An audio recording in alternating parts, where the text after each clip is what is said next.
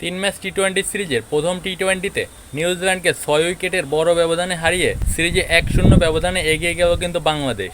শুরুতে টসে জিতে বোলিংয়ের সিদ্ধান্ত নেয় বাংলাদেশ। নিউজিল্যান্ড শুরুতে ব্যাটিংয়ে নেমে বেশ ভালোই শুরু করে। তাদের ব্যাটসম্যান ক্লার্ক এবং ক্লেভার দুইজনই কিন্তু হাফ সেঞ্চুরির দেখা পায় এবং তাদের ক্যাপ্টেন কিউই 39 রান করে, যার ফলে কিন্তু নিউজিল্যান্ড 180-র উপরে স্কোর করে। বাংলাদেশের বোলারদের পক্ষে সর্বোচ্চ রিশাদ হোসেন 2টি উইকেট তুলে নেয়।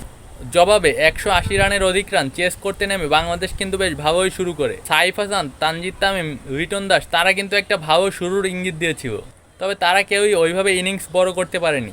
তবে শেষ দিকে তাওহিদ হৃদয়ের 50, শামীম পাটোয়ারি এবং পারভেজ হোসেন ইমনের অসাধারণ 2টি ইনিংসের উপর ভর করে বাংলাদেশ কিন্তু 2 ওভার হাতে রেখেই জয়ের দ্বারপ্রান্তে পৌঁছে যায়। নিউজিল্যান্ডের বোলারদের পক্ষে ইশ সদি 2টি উইকেট তুলে নেয়। ম্যাচ শেষে ম্যান অব দ্য ম্যাচ হয়েছে অসাধারণ ব্যাটিং করা তাওহিদ হৃদয়। তিনি কিন্তু 50 করে এই ম্যাচে অপরাজিত ছিলেন। আপনারা বাংলাদেশের প্রথম ম্যাচটি কেমন উপভোগ করবেন জানাতে পারেন। পাশাপাশি বাংলাদেশ কি এই সিরিজটি জয় করতে পারবে সেটিও জানাতে পারেন।